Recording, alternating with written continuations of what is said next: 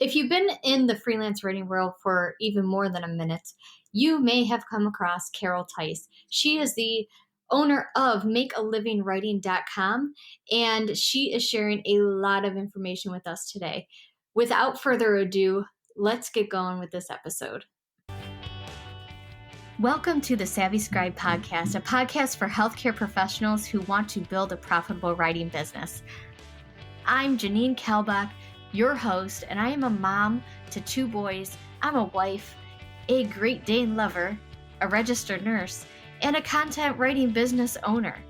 I am committed to help you moving your business forward because I've been there. I get it. I understand that life is busy and distracting, but many of us are burnt out at the bedside, working too many hours, and are ready for a change. Every week, I will deliver actionable advice and thought leaders in the industry to help you move along in your business. Welcome to the show. This episode is brought to you by my very own course, Plan, Create, Launch, Land, and Grow Your Health Writing Business. Inside this course, you will find the complete roadmap from knowing nothing about freelance writing to launching your very own profitable health writing business. With 45 plus lessons and an opportunity to earn CEUs, why wouldn't you try it out to escape that bedside burnout? If you want to start a new PRN job instead of picking up more and more hours extra at the bedside job, join me and plenty of other nurses by going to www.thesavvyscribepodcast.com and click on courses. Back to the show. Hello, Savvy Scribes. Welcome to another episode. Today I have a very well-known person in the freelance world, Carol Tice. Welcome to the show, Carol. Hi, Janine. Thanks for having me. Absolutely. So tell us a little bit about yourself. I know I did a little intro in the beginning, but tell us a little bit about you. Well, I am a proud college dropout who got into writing through songwriting. I always wanted to be a singer-songwriter. That was my kind of teenage, early 20s focus until I answered an essay. I entered an essay contest that LA Weekly was doing and won one of the spots and got published, and there was a $200 prize. And I just never looked back. I was like, oh, I found a type of writing they pay you for right away. And I don't have to worry about whether my drummer will take psychedelic mushrooms and the party bus to Vegas instead of showing up for a gig in order to produce my thing. I can just do it myself and then go down to the mini mart on Thursday and there's my name. Oh, I'm in. I was handing my recording equipment to people. I won't be needing this anymore. I'm done. And it all just rolled from there. I won another essay contest, and both of those places wanted me to write for them more. And I was just like, shouldn't I know more about what I'm doing? And they were like, nope, your writing's funny. I like you. And I just was really lucky to be mentored early on by a couple of editors who just thought I had a lot of potential. And Very cool. It just kind of, kept going from there. So I know that, tell us how long ago that was. That wasn't yesterday. No, that was in 1989 or 90. There you go. Yeah. So then 90s. You built up your career through, did you start with magazines? I was writing for the LA Times real estate section. That was the other essay contest that I won. And the LA Reader, I ended up actually at the other alternative paper in LA, which I think is gone now, were 2 of my regular gigs. And I was a secretary at MGM at the time. And then I had started my own script typing business.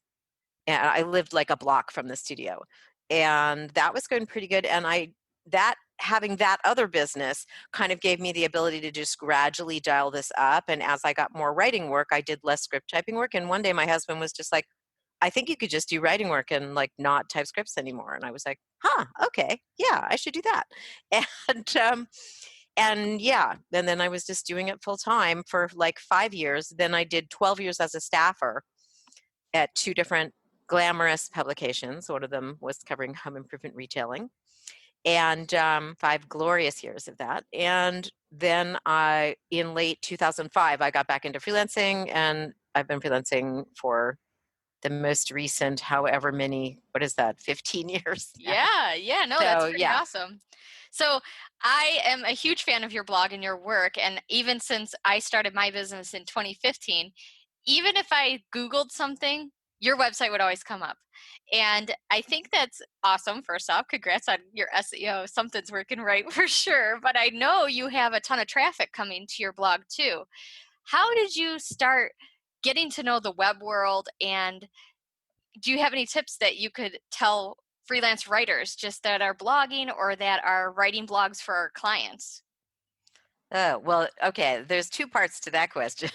There are. The first is, how do you conquer the technical mountain when you're just a writer and then you get into wanting to be an online publisher? Or my vision for my blog was always that it's an online magazine, that it's not a blog, that the quality of it and the quality of the information in it should be like a magazine that people read. Not because, I mean, at the time when I started it in 2008, like, a heck of a lot of blog posts were just sad, navel-gazing, um, completely self-involved, baloney train, not useful stuff. So I was like, this needs to seriously serve people and deliver a lot of value. And I think if I treat it like a magazine, people will respond to it very well, Well, and I Very, think you said something important, is that it is like a magazine. Magazines, you read it and you're like, oh yeah, I'm going to do this. Oh, I'm going to do that. It has to be actionable. And right. that's what I find in a ton of your posts. Like, even if you go on your website right now and scroll down, there's something to take away from every blog post. I think that's great. I think that's how serving is such a big thing. And that's what I try to tell writers too, is that whatever you write should have some action. Don't just put it out there to put it out there, just to have something. And I think that's yeah. what a lot of clients want too. Yeah, I hear from a lot of writers who are like, I have a passion to be a writer. I need to get my ideas out there. And the thing is that is not usually the basis of good blogging. That is like your novel that you want to write, or your Journal. um, journal, or your personal essays, or whatever. But successful blogs write in service of a reader. I have plenty of topics I would just love to write about on my blog, Sure. but they are all prioritized. We have lists and lists and lists of possible, blog posts we're going to put up every month. We only do 8 posts a month, and I meet with my blog editor. At this point, it's not me, and we're like, okay, we need a mix of the things that are top of mind for our people. We have several buckets of things. We need to have a mix of different topics. We need a market list of paying jobs. We need, this, that, and the other. And it all has to create a package of incredible service where people go, wow, this site is invaluable. I need to stay a subscriber so that I don't miss any of this. And, since 2008, when I started this, it has gotten so much more competitive out there. And you really have to be so focused on who is your audience and how can you help them and what do they need the most from you, Well, and and I not think be since driven by the 2008, it's not thoughts like your in your blog head. grew overnight. It was 2008. No, It took a while. no. And that's what I try to tell people too. It's a marathon. It's not a I sprint, it's a I marathon. blogged for about 2 years in obscurity and kind of occasionally. I just started the blog because I wanted writers to stop getting ripped off and writing for content mills and falling for scams. Yes. And I was just very upset by what I was seeing out in the marketplace, having been in a bubble for 12 years as a staff writer, not really noticing what was going on with the rise of the internet and how it was playing out for freelancers. I was just totally appalled, and saw that a lot of writers didn't seem to understand that they had fallen into the underworld of freelance writing instead of staying in the legit world of freelance writing, where you get paid like the professional you are. And I just kind of wanted to be one giant PSA about what to do. And I thought, maybe I'd write one ebook, and then I'd be rich and retire, Right. And then I'll be because I done. knew because I knew nothing about ebooks or writing ebooks or anything. I had never sold anything to anyone, is the big thing to know. I had been a staff journalist. I hadn't been pitching anyone, nothing. And my big tip for starting a blog is that, like, the faster you hire people to help you, the better this is going to work out for all the technical stuff that you don't know how to do. Just for heaven's sake, find a high school digital design student to help you. For years I was paying this tiny pittance to a guy to like do all the technical end on my blog. And of course, nothing was getting done. And, then I finally hired a person and like started paying real money for it to get done. And the thing all took off. That and being discovered by John Morrow from Smart Blogger, who back then was at Copy Blogger, and starting to get on some lists of best blogs for writers and things so it was like late 2010 is when things started to actually be sort of almost a business. And in 2011 is when it really kind of became one. So yeah, I mean, the thing is, if you don't have like 100 great ideas for your blog that you're super passionate about and up nights thinking, oh my God, I can't wait to write this blog post, this is going to be so great, it's not for you. Because yeah, you're going to be writing. I mean, we have 1,200 posts now. We're about to relaunch and redesign. Wow. So they had to re-import it all. And they were like, well, it's taking a long time because it's 1,200 posts. I thought it was 1,000. So it was like, oh, it just keeps growing. Well, I'm not even looking. Great. It's great. It's so much content now. Well, it's great and not great from an SEO perspective, because when you have stuff as old as some of my stuff, it has SEO problems. So yeah, you have to go back and do a lot of stuff to patch the holes. Fix it up. Yeah, but yeah, we are read by 700,000 readers a year now.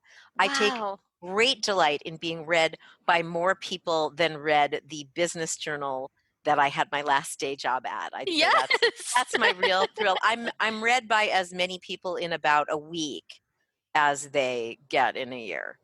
Well, and not only that, the value and help that you provide writers, I think, is more than that other company is doing, for sure.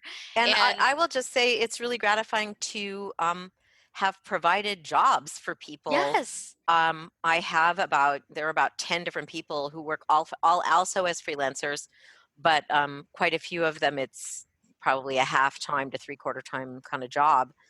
And I love my team. We have gone on vacations together. We do karaoke together. How fun. I have not taken the advice to not be friends with your staff that they say you should do, so that you can fire them and not feel bad and stuff. But yeah, I've gone a totally different way. I hire local and people I like and pay them well. It's kind of the Costco model of operation at my place. And I guess I could be a lot richer they tell me I could be a lot richer if I hired people on Fiverr from the Philippines or Africa or somewhere. But that's just not how I wanted to run my business. Yes, and it's funny you say that.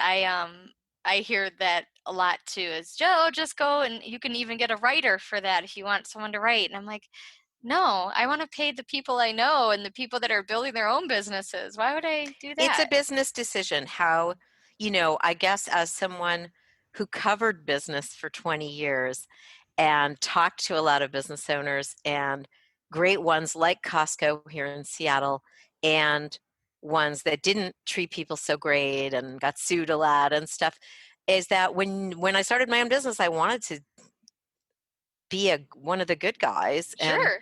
And, you want to feel like you're operating in an ethical way. And hopefully I've done that. I've had like zero turnover. That's the other thing. Great. If you hire great people and pay them well, you don't have to deal with turnover and ramping people over and over and over. And I'm not into that. That whole having to start a new person and a new person, new person. Yeah, all that turnover, that is such a drain on your business. Oof. So that's why I do what I do. That's great. I feel like every investment, every time you delegate more and stuff, if you see an opportunity to leverage it up where you could spend your time on something that would drive more business, and someone else could do what we call monkey tasks around here, that kind of I could have one of my children do, level stuff, you should do it. In your business versus on your business. I just talked to some writers about that, like that you could spend so much time just doing the admin type of stuff when you really should be writing and marketing yourself more than anything. Yeah, I mean, if you're doing blog-based business and you're looking to monetize a platform, you only have so many hours in the day, and you have to figure out where you should put your energy. Well, and then here's the other thing. I guess if you don't even want to do a blog, it doesn't mean you can't be a good writer. I mean, you can still make yourself known and, out there. I think at this point, that's one of the biggest myths out there. That, Yeah. if you're a freelance writer, you have to have a blog of your own. Yeah. No. It should be a tab on your writer website. I have reviewed probably 300 of those, and 0 of them were doing anything for Yeah. that writer. They had no comments, no engagement, not good headlines. People don't understand that if you're going to run a blog, it has to be successful. What Yes. makes it a good sample is it is successful. It is getting traffic. It has a subscriber list. It has engagement, shares, comments. And if it doesn't have those, if it's one of these ghost towns where it's just 0 comments on every post and no shares happening, that is not a good sample. It's true. That's a negative.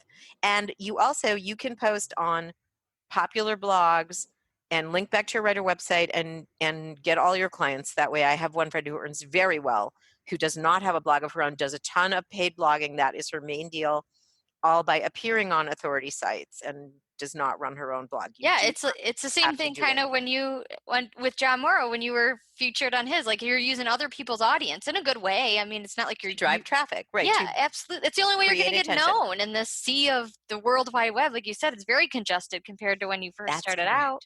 Yeah, it's a busy place. It's very busy. But that being said, there's work for everybody, I do believe. I don't believe anybody should be working in those content mill penny articles. Like it's not worth that. It's there, especially in a health niche, there's so much. I mean, but beyond that, I want to talk about a little bit this recession that they're saying we're going into because of COVID-19. Sounds like your team isn't going anywhere. You're doing okay. I'm doing okay as freelancer, but it is scary. And how can we prepare ourselves? And what do you have for my listeners to go take a listen to or look at that you have provided? Yeah. So the thing about me is that, I've been around so long that this is not my first recession that I've freelanced through. I freelanced in the last recession is actually when I was really building my freelance writing business before the blog was an earner at all. And I had just hit the point around 2008 where I had replaced my day job income. I was making like 60 grand. And it suddenly occurred to me that my earning potential was unlimited. It wasn't just like I replaced my income. Okay, that's all there is. And that I could see how far up I could ramp it.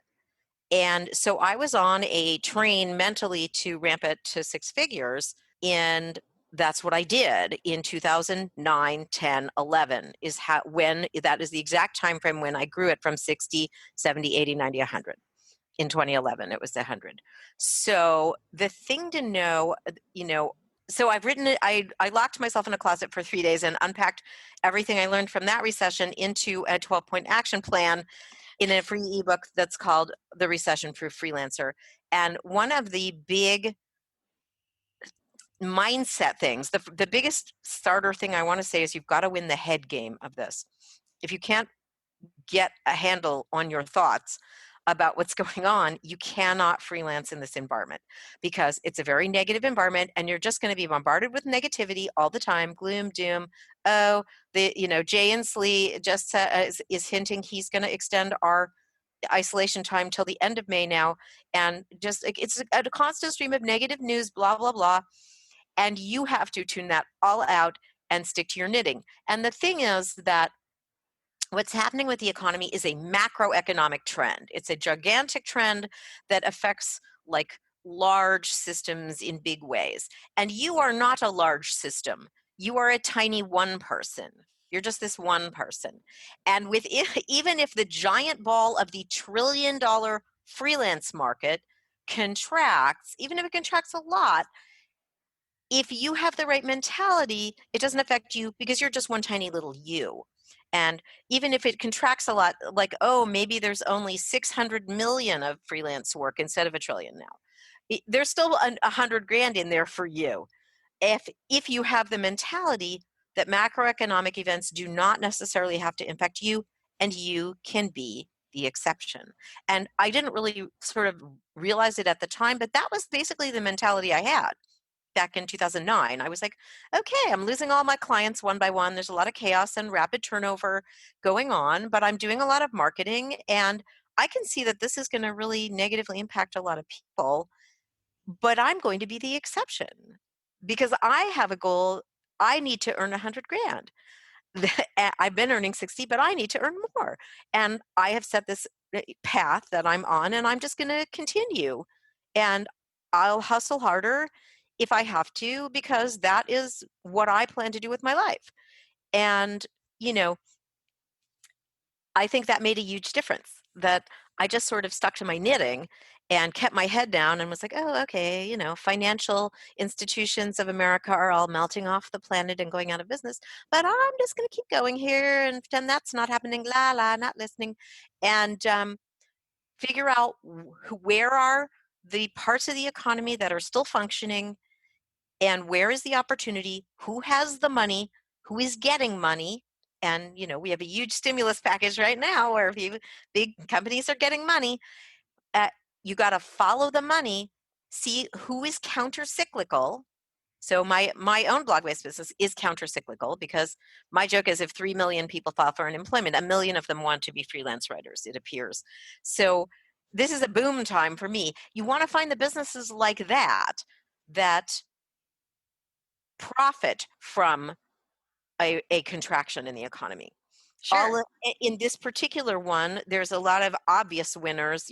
Amazon, they say Jeff Bezos's net worth went up by 6 billion recently, and everyone else who does drop shipping and does e-commerce, and all of the remote work tools companies, Zoom and their million competitors, Mm-hmm. are insane. Well, and I did, this is funny for my listeners too, because I did a little review for your book, and I'll post it in the show notes, my big Cool. review. I got really excited when I read Carol's book. Then I did like these bullet points, and I have my own recession plan, and I'm ready to go. Woo-hoo. And then Carol's like, well, I really only need like 2 or 3 sentences, Janine. No, Oh, okay. I love that you're doing your longer But review. That's awesome. I mean, that's how much action you gave me just as a reader, and that everybody can implement. And I think, I know the health industry right now kind of looks a little scary for hospitals, for, until they reopen those elective surgeries for nurses. Yeah, we're thinking, because that's all we're hearing at work right now is, oh, we're going to be laying off people and the hospital's not doing well. But you're a freelance writer.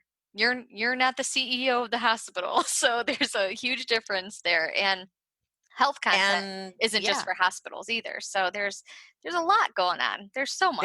They are far from the only client in Absolutely. health. Absolutely. Yeah, insurers, so much communication they need to do right now. Telemedicine, huge. Yeah, obviously telehealth is one of the big winners here, and anything that serves the wealthy. The big thing those of us working class people may not realize is that for the 1%, nothing is happening. Life continues just as it was. They have so much net worth that it is not going to change their lifestyle in any meaningful way. They're still buying those $1,000 handbags, flying on privately booked jets to their private island to do whatever. So think about all the people, all the types of businesses that serve really wealthy people, because nothing's going to change there if last recession was any indicator. That's true. That's true. They just float over the top of this. So just moving into just a couple things, what do you have as a good advice for nurses that are pitching their writing services as, in this recession or in this like downturn of the economy, or not, just if they just pretend that it's not happening? How would they go about pitching? Where should they find clients? What do you think, the first steps might be if I was brand new? I am getting that question a lot of, I feel weird pitching people now, and, should I say something about like, how sorry I am about how things are? And I'm not a fan of spending a lot of time sort of commiserating. It's hard to tell who maybe having needs and who doesn't. And the thing you need to understand is that marketing continues. Everyone I know, I'm like, have the number of marketing emails you've been receiving gone down? Like, heck no. Yeah. So marketing is still going on, and it is just business to continue marketing your business. Just, I do say, hey, hope you're all feeling, everyone's healthy and doing well there. I noticed something on your website that I thought I could help with. Just let me know. Maybe you're trying to rapidly iterate some content to communicate with people right in this moment? If so, I can help. I think there's messaging you can give. There are a lot of different parts of the world of health. Right now, I think we're all looking at software and like the healthcare IT side, the telehealth side, as a part that's strong because those teams can work remotely. They can deliver their product remotely. So they are less impacted by everything that is happening. And I want to say also that it depends on what state you're in because every state, is doing its own thing. Thank Yes. you, great federal leadership, where we have no unified response. But maybe there's opportunity for you in states that are more open. My state, I'm in Seattle, and I believe the news is that elective surgery is back on Yeah, Monday. ours is supposed to be this coming month, but Yeah, so that will who start a knows? lot more wheels turning, and there's a lot of pent-up demand for procedures. And my daughter's got broken orthodontia. There's so much stuff people are waiting on health-wise Yes. that it's crazy. And So it's coming back. We're going yeah, to come back from this. Like you said, the recessions happen, and we're just one little yeah, company, one little person. yeah, Again, it's not going to hold us back for long, that's for sure. I don't yeah, think it's a reason not to pursue a yeah, side gig right now, for sure. I think, like you said, so many people are looking into it right now. And to be fair about say the question I just gave you, one of the hardest questions for me to answer from writers is, how do I start? Because you almost have to dig in a little more further to say, like, well, where have you been? What have you done? Have you done any? What do you write? What do you like to write? There's so yeah. many questions What involved. Yeah, well, what I like to say when people say, where do I start, is somewhere. Stop, Love learn, learn, learn, learn, it. learn, learn, learning, reading 5,000 blog posts online, and think about who you could get to let you write something, even pro bono, just to get a Yes. sample. Yes. Just think about former employers, former colleagues, where are they now? um, those are going to be your easiest places to just hit. Think about physical therapy clinics and like what are the medical services like right in your town that you Mm-hmm. know of or are love what they're doing, and just go out and see if you can get somebody to let you write something, And you will. because and likely It'll you will. happen. Yeah, Yeah.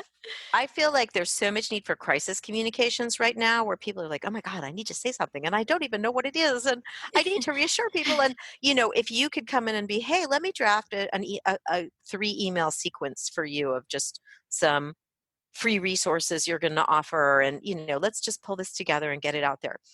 And I just think so many, think about the wellness side of health, so many naturopaths and Reiki healers and, massage therapists and people probably need that kind of service right now, And to talk mental about. health is so huge too. If you're still working bedside and it's draining, and there's a ton. There's so much that. Yeah, I know. I have a friend who's a therapist who, it's all digital sessions now, and like Mhm. maybe she could put out something to help people get comfortable with that. There's so much content need out there that people aren't doing because they're broke right now. It's actually a great time to get a portfolio with a few Yes. pro bono things. But the reason I say start somewhere and go find someone to let you write for them is because I think that there's a lot of people who love writing and think they would like to be a freelance writer. But when the rubber hits the road and the client returns your copy in a sea of red ink saying, oh, I hated this and I'd like it all done a different way now, there's a certain percentage of people who are going to go, oh my God, this is horrible. I don't want to do this. I don't like this. And other people are going to, like me, are going to go, ooh, challenge factor. Okay. Ooh, it's like a big jigsaw puzzle. I have to work to make it the way they like it. Okay. Some of us can be egoless about our writing and understand that what we write for clients is talk about writing in service of someone. You're writing to serve that client's need, and it's got to be the way they want it, not the way you want it. And go have that experience and see if you enjoy it, the challenge of that, or if you hate it. Because I would rather have people quickly find out whether they think this is a career that would work for them. And I say this as someone who would like you to buy lots of my classes and paid community and things. I'd love for you to learn things. but I get worried when people get in what I call learn mode instead of learn, execute mode. Go take a class, learn a thing, and then go out and do it. Yep. And then learn some more things. Because the whole thing is people feel anxious about whether this will work for them and will they be rejected? Answer, yes. And the only thing that will relieve that anxiety is actually doing client work. People think if I just take one more class and one more class, one day I'll feel confident enough to do that. And that is a lie. Yep. That is never going to happen, because every day you don't take action to actually do this, you feel actually more insecure about it. And every day that you are taking action, proactively being out in the marketplace, talking to people, emailing people, saying, hey, I'm a nurse and I'm looking to do some health writing also. And I'm wondering if I could write X for you. And every day that you don't say to people, I'm a freelance writer, I'm a freelance writer, I'm a freelance writer, do you know anyone who could use me? You don't understand what this career is, and you feel more and more anxious that you're not going to be able to do it. Yep. You're exactly right. And I think a lot of writers are introverts, and you're afraid to get out there, but you have to do it. And it's not like you're selling, a Pampered Chef product or something. You're selling your services. You're going to help somebody. It's a good thing. And I feel like selling scares people. Know that. I think a lot well, maybe of they don't know that. Yeah. Don't know that. They don't understand that we are offering something that has tremendous value Yes. to the people we are talking to. They do need it. All I know is when I teach people to do a lot of pitching in my coaching programs, and they start asking 100 people a month to refer them, they can't believe what happens. Yes. Because they're taking action, and you're getting the referrals, and you're getting known, and that's how you grow. That is truly how you grow. That's how you connect with the clients who need you. You have to start telling the world that what you do, who you do it for, and what you are looking for right now, so that you can find the people who need you. There is so much pent-up demand in the marketplace. People look at Craigslist ads or the ProBlogger job board or something, and they think that is what there is. Yep. But that is like the teeny tip of an iceberg, because all the good jobs are never advertised. Well, and they're saturated too. Everybody's pitching to that job because that's the easy way to find. That's the each of those job ads is getting 1,000 responses. It's like, why are you wasting your time on that? Your success odds are statistically really tiny. It's like the lottery. Yeah, it's like winning the lottery, getting in on one of those ads. And I used to play that game when I first got started, until I analyzed my marketing and saw how it was not ever getting me good clients, and that it takes a lot is time is money, and that's how it turns into. It's an inefficient form of marketing. So tell us a little bit about the Den. I want to hear about it, and I want my writers to hear about it, because I think it's so valuable. Okay. Well, yeah. So what started happening to me with the blog was I kept getting questions on email. Oh my God, I have this client meeting tomorrow and I don't know what to say and I don't know what to bid and what do I do? And I quickly realized that I could not be the 24/7 free Dear Abby of the entire global writing universe, that was not going to be possible, and continue to feed my family, which I was the sole support of a family of 5 at the time. And that I needed to, but that people needed answers, and I needed to create a way for us to connect where I could get paid something and live, and people could get answers in kind of a real-time kind of way, like you need to, like, oh my God, now I need to send a proposal. I don't know what to bid. What do I do? Here's the specs. What do you think? And so I created a membership platform with 24/7 forums staffed by writing pros who are doing this all the time. And it's at this point stuffed with 300 hours of trainings or more. We gave up counting the hours. There's too many. 300 plus. Sounds good. 25 multi-session boot camps and dozens of one-off podcasts, and about every blessed thing: productivity, how to find clients, how to do lucrative types of writing like white papers and case studies, and on and on and on. And love it. It's all for $25 a month, no obligation, leave anytime.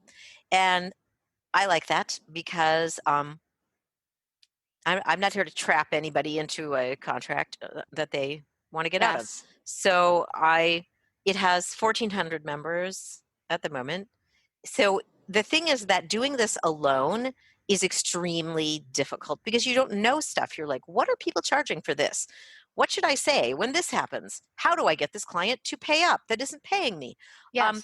And when you're in a community of freelance writers, you just get answers and you can just roll forward. It's just a gigantic shortcut. I macheted a path through the jungle that you can take. Yes. And you And don't have to have your own machete, be hacking and going, oh, this is a dead end. How about over here? You can just go down the trail that is already paved. well, and I think it's funny, like those red lines that you mentioned, like you could even say in there, hey, I got this back and I kind of feel like I suck at writing. Do I suck? And then someone else say, actually, no, mine looks like that too. You don't suck. They just make you look smarter. Oh, thank you. We have certainly had that conversation. Yes, I mean, because Certainly. it's a kick. Because I think too, like we as nurses are nurses. We are healthcare trained. We have a specific nursing school education. We weren't trained to be journalists or anything with literature. We didn't learn that. So I feel like it's always a struggle for nurses to be like, I think I like to write. I think I'm good at it. But So it's okay. the exercise I used to give people, which you can't do right now in a lot of places, when you go, I don't know, I don't think I don't, how do I know if I'm any good? All of this stuff. The thing is that if you're thinking about writing for a living, you write well. Yes. I encounter almost no people who are really, they're not good writers who want to do this for a living. Every once in a while, like 1 in a million. But in general, you write better than like every small business owner there is. And what I used to say is go down to the Chamber of Commerce in your town and take all the brochures and take them home and read them. And your mind will be blown Yes. by how bad they all are. And so you can't do that right now, but look at all their websites. Look at all their local websites. And if you don't immediately start going, oh, why isn't this there? God, that sentence is long and awkward. If you don't immediately start taking it apart in your head and thinking about how you could easily rewrite it to make it better, maybe this isn't for you. But likely you're going to go, oh, heck, I can totally help. Really, I mean, get on the email lists of some of the people you're stalking and see what they send you and see if you couldn't do it better. I'm going to bet you're going to go, wow, I could help. Look at their blog. Look at their blog headlines. Oy. Most blog headlines on business websites are terrible. Just like you can sentences. You can go use the co-schedule headline analyzer and learn how to write a better headline, and you will blow their minds. So people need to understand how much mediocrity is out there in small business marketing and how easy it is to find at least a starting place. Exactly. But also hospitals, the buzz I hear from them is like, oh, if only we could find good writers, that really understand. Yeah, who understand the medical stuff but could tell it as a heartwarming story. And Yes. I feel like if you're thinking, well, everybody already has writers, that doesn't mean they like the writers they have necessarily. And or that they don't have a to-do list of stuff that they're dying to get to that they're not getting to because there isn't enough capacity. They're like, well, the hospital already has a marketing staff. Well, that doesn't mean they know how to write blog posts. I mean, I wrote for Costco. You think they don't have a marketing team? Right. Sure.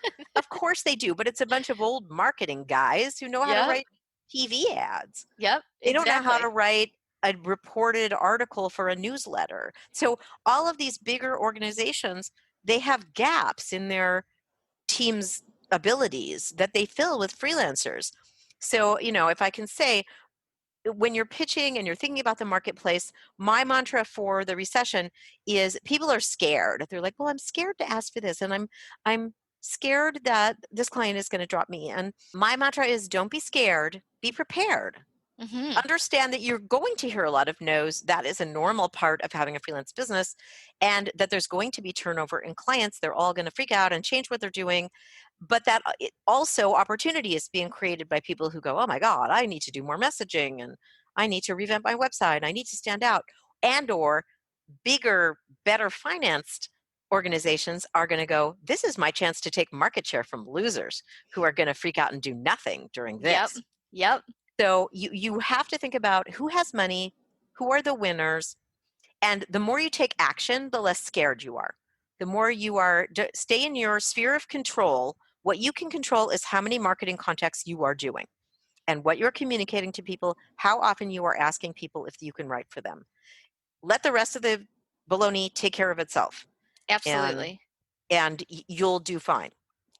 So before I let you go, I want to hear just a regular, like, how many hours are you putting in a week? Are you putting in like 12 hours a day? And Right now, you really want to know the I answer to want to that? know the answer. Um, I mean, I don't think of I'm not a freelance writer. I mean, I am. I'm actually writing for the Super Lawyers magazines right now. I mean, I do continue to freelance, but it's not my full-time thing. I'm on my own business. I haven't had more than one day off a week since this all started. It's a 6-day week, but it Good. usually is for me. Yeah. I keep trying to get back to a full weekend. That's my dream. And if you do online biz, thing to know is that you hear a lot from Tim Ferriss about the 4-hour work week, but everyone I know Tim. in online business works like a dog. They work Yes. a lot of hours. When I started this, I used to freelance full time, stop at 4, do kid stuff, and when my kids went to bed at 7:45, I went up and worked on my blog until midnight. Yep. If you want to build a business, you're going to either Gotta pay build. people money to do things or you're going to bootstrap a lot of hours. That's what it is. I think a lot of people don't end up doing this because they're not really willing to put their head down and do the work of it. It is And a job that you really have to yeah. work at, truly. And if you're trying to bootstrap launch a freelance business on top of your nursing job, you have to figure out where are the blocks of time that it can happen. Yep. Can your spouse take your kids on Sunday afternoon for 3 hours to the park or somewhere so you have a block of writing time and marketing time? Where is it going to happen? It's not just going to happen kind of randomly, magically. Gotta It's going to plan it. happen when you make it happen and Yep. you get the buy-in of your family. You're like, I'm launching a business. This is going to greatly benefit our family in the long run. I will be able to quit my job and be home and have more life flexibility, and we will all live happily ever after. But you need to understand that's going to require me to lock myself in a closet 2 nights a week and for a block of time on the weekend while I do this. Perfect. Yeah. And, let me ask you anyway, has it been worth it? I can hardly imagine how life would have been without it. There you It's like, go. I didn't really feel like it's like I just have been holding on to a rocket for dear life. I didn't know what I was creating when I just wanted to help writers avoid scams, and it just kind of kept getting bigger and bigger, and I just kept trying to figure out my business. Right. And it's for me, it's like more of a calling than a business. I feel very called. It's incredibly gratifying to help people find their right livelihood and feed their families with their craft. It's something that is just, I say, it's Pretty better than cool. butter. It's pretty cool. Yeah. It's incredibly rewarding. And yeah, it has allowed me to live a lifestyle I never imagined as a journalist. You just don't think you're going to earn a whole ton. And I guess after talking to businesses for 20 years, I have really enjoyed the doing it and seeing how hard it is. I used to really rake business owners over the coals for, not turning a profit and, all their Sure. problems, wasting their venture capital money and stuff. And now I get it. So Yep. I feel like it's given me more insight into the people I write for as a freelancer. And Sure. it's fed back into my own freelance business, something positive that I bring to that as well. Perfect. And I don't know, I can't imagine. It's sort of like, my adopted kids, and you're like, what would life have been like if you hadn't adopted them? It's like, cannot imagine. No, yeah, right. You cannot imagine life without them. Yeah. It's kind of the same way. My business is like sort of the fourth child around here. Well, Kind you of give it a lot of attention. can't imagine life without it. Good. Good. And I'm glad it's helped your family too. And I think that's what's important is helping each other, helping your own family and enjoying what you do, truly. Yeah. So let's hear 3 things that my audience would be surprised to know about you. Yeah, I loved when you said you were going to ask that. I love it. It's just a little fun. I'm a mahjong addict, and I'm now playing online with my mahjong people who I usually play in person with. We play on on a site and talk on Zoom while we're playing. And Nice. Mahjong is the best game ever. It's so fun. I play American Mahjong, if anyone wants to know. There's several brands. There's several flavors of Mahjong out there. I am a Torah reader. I'm a work hard, play hard person. I'm constantly doing difficult things in all spheres of my life. I find that makes me feel alive, and I am all about service to my community. And my synagogue is fairly large, but does not have a great number of people who can chant Torah. And so it's very gratifying for me to do that. Very cool. And I can't decide what I want to do for the other one. I teach Israeli dance. It's sort of my crazy more than a hobby thing. Love, love, love folk dance. Can't wait to be able to do contra dance again someday. And I don't know. I bake a lot. I'm into baking. I'm doing the recession, the isolation baking. I feel like I have one other. Oh, karaoke. We're doing virtual karaoke. Virtual karaoke. How do you do that? You get on Zoom and share your screen and let it go. Yeah. I love it. Yeah, I love it. Love karaoke. You know, I used to be a songwriter, so I love singing and music. And very cool. Did you have a band like yourself? Yeah. Very good. Did you Back play out a 80s. lot? Yeah, in LA. Very cool. LA. Yeah. Love it. Love it. Cool. Well, where can my listeners find you? The place to start is makealivingwriting.com. That's where you can find the recession-proof freelancer and many, many other resources of mine. Many. Well, I incredibly thank you enough for being on the show today. Your ebook was great, and I will put it in the show notes so everybody can get it for free by the time this episode is live. And I appreciate you coming on, and we'll talk soon. My pleasure. Thanks so much, Take care. Hey guys, guess what? I got another freebie for you. So I just launched a course over in the Savvy Scribe Growth Lab called The Nursing Process Behind Booking Writing Clients, the done-for-you care plan for prospects. Okay, I know, the nursing process, right? Are you asleep? Time to wake up. The assessment, diagnosis, outcomes, implementation, and evaluation. Is it all coming back right now? I promise I make it fun and actionable because I hated care plans in nursing school. But I thought I would put this together for us because I feel like it translates into using it for prospects because we can actually implement those steps and land writing clients. So come on over to thesavvyscribepodcast.com and click on courses, and you can get your free course right now. That's a wrap for today's episode of The Savvy Scribe. Thank you so much for listening. If you enjoyed today's show, we'd love for you to subscribe and leave a review on iTunes or your favorite podcast app. Until next time.